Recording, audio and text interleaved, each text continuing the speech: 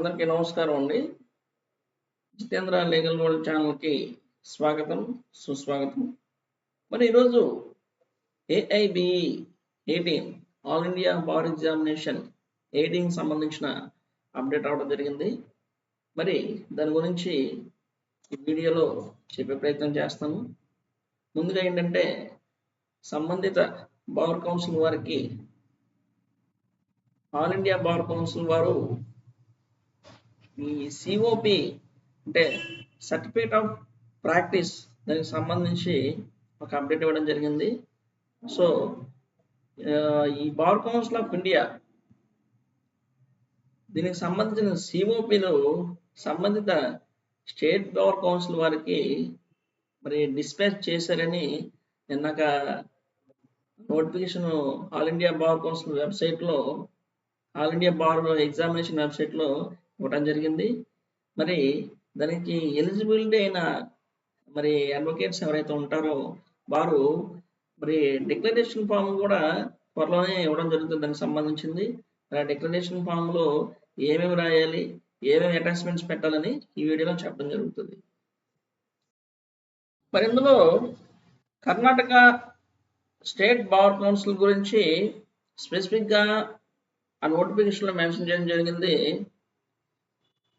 ఏమని మెన్షన్ చేయడం జరిగిందంటే వారి కోసం ఆ స్టేట్ బార్ కౌన్సిల్ వారి కోసం సపరేట్గా ఒక నోటిఫికేషన్ అనేది రిలీజ్ చేయడం జరుగుతుంది అని మెన్షన్ చేయడం జరిగింది.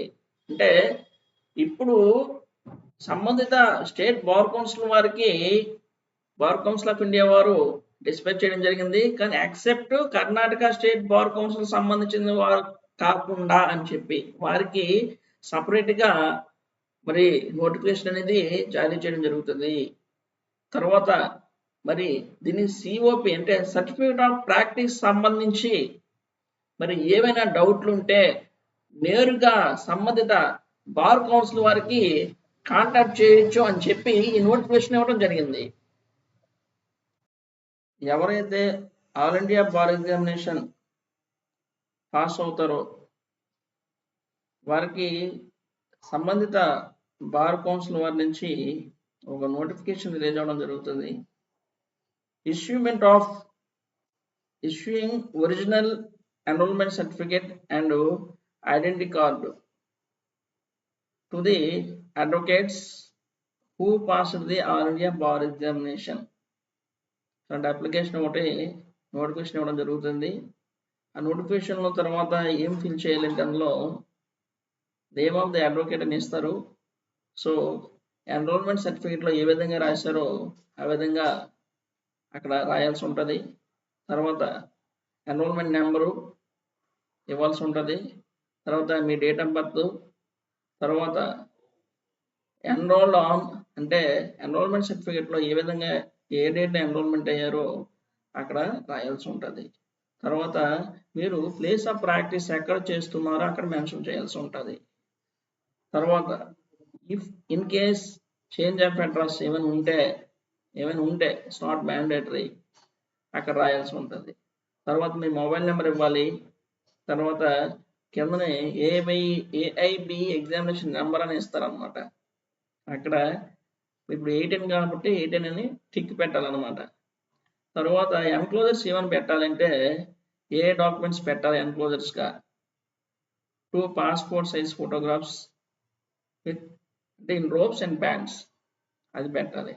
తర్వాత రెండో ఎన్క్లోజర్ ఏంటంటే xerox copy of provisional enrolment certificate or ID card అనమాట, అది పెట్టాల్సి ఉంటుంది. ఎన్రోల్మెంట్ టైమింగ్లో మీకు enrolment certificate and ID card ఇస్తారు కదా, అది కానీ ఇది కానీ పెట్టచ్చు. రెండు పెట్టేయండి, ప్రాబ్లం అయితే లేదు. సో దాంతోపాటు తర్వాత ఏం చేస్తారు, మీరు ఆ రెండు కాకుండా మరి అప్లికేషన్ ఫామ్లో కూడా ఒక photo with robes and bands ఉన్నది ఫోటో అంటించాల్సి ఉంటుంది. ఆ తర్వాత మరి ఏబి 17 సంబంధించిన వరకైతే నాకు అప్డేట్ తెలుసు. సో ఆ డీడీ మరి 200 రూపాయలు ప్లస్ పోస్టల్ ఛార్జెస్ కలిపి 250 రూపాయలు దానికి ఖర్చు అవుతుంది. మరి ఈ నోటిఫికేషన్లో మీరు వెయిట్ చేయాలి. ఏబి 17 వరకు అయితే నేను ఈ ప్రొసీజర్ అయితే నేను చెప్పగలిగాను. ఇంకా ఏవి 18 సంబంధించింది ఇంకా మరి సంబంధిత బార్ కౌన్సిల్ వారి నుంచి ఎటువంటి నోటిఫికేషన్ ఇవ్వలేదు కాబట్టి నాకున్న పరిజ్ఞానంతో మీకు షేర్ చేస్తున్నాను video. All India bar examination 18 సంబంధించిన అప్డేట్ ఈ వీడియో డిస్క్రిప్షన్ లో ప్రొవైడ్ చేయడం జరుగుతుంది. మీరు ఆ లింక్ క్లిక్ చేసి మరి PDF డాక్యుమెంట్ ని మీరు పొందగలరు.